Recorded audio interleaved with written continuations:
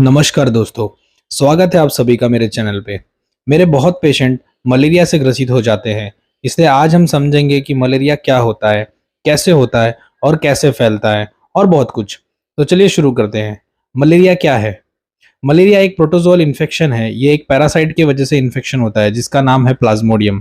Plasmodium 4 प्रकार के होते हैं: plasmodium falciparum, plasmodium vivax, plasmodium ovale and plasmodium malariae.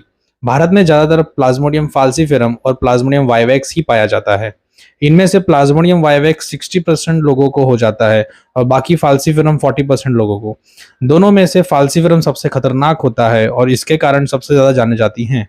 भारत में 2022 के आंकड़ों के हिसाब से 33,89,400 लोगों को मलेरिया हुआ था और करीब 5,511 लोगों की मौत हो गई थी। तो चलिए जानते हैं इसके होने के कारण को। मलेरिया फीमेल एनोफिलस मॉस्किटो के काटने से, ब्लड ट्रांसफ्यूजन से या कंटामिनेटेड नीडल से हो सकता है। ये मच्छर गंदे रुके हुए पानी में पनपते हैं और अपना लाइफ साइकिल इन्हीं पानी में पूरा करते हैं। एक मच्छर का एज या लाइफ स्पैन 2 वीक तक हो सकता है। किसी किसी अडल्ट फीमेल्स में ये 1 महीना भी हो सकता है।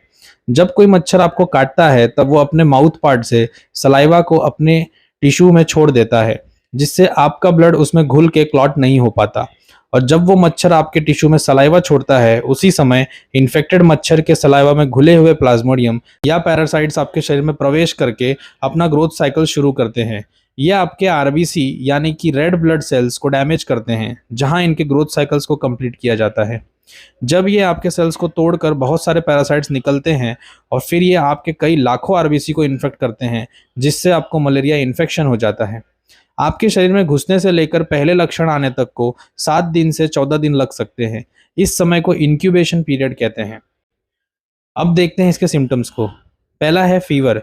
करीब 102 डिग्री फ़ारेनहाइट या उससे ज़्यादा इसमें फीवर आ सकता है, जिसके बाद तुरंत ठंड लगना, शरीर का कांपना और फिर पसीना होना। ये क्लासिकल लक्षण है मलेरिया का। दूसरा है जॉइंट पेन।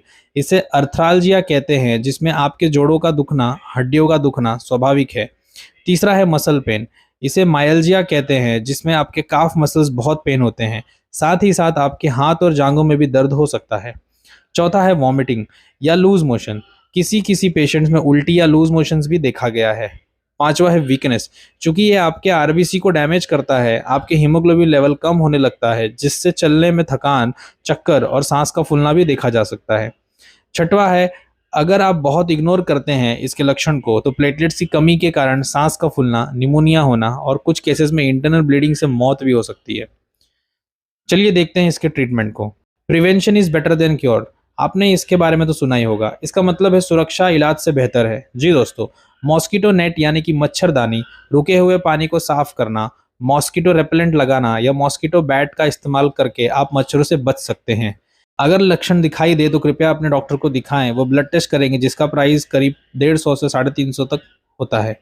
आपको आपके डॉक्टर मलेरिया के टाइप्स के हिसाब से आपको मेडिसिन देंगे और आप पूरी तरह से मलेरिया से ठीक हो सकते हैं। तो दोस्तों, मिलते हैं अगले वीडियो में। तब तक आप इस वीडियो को लाइक करें, अपने करीबियों से शेयर करें और सब्सक्राइब करें। ऐसे दिलचस्प वीडियो को देखने के लिए बेल आइकन जरूर दबाएं। धन्यवाद। जय हिंद।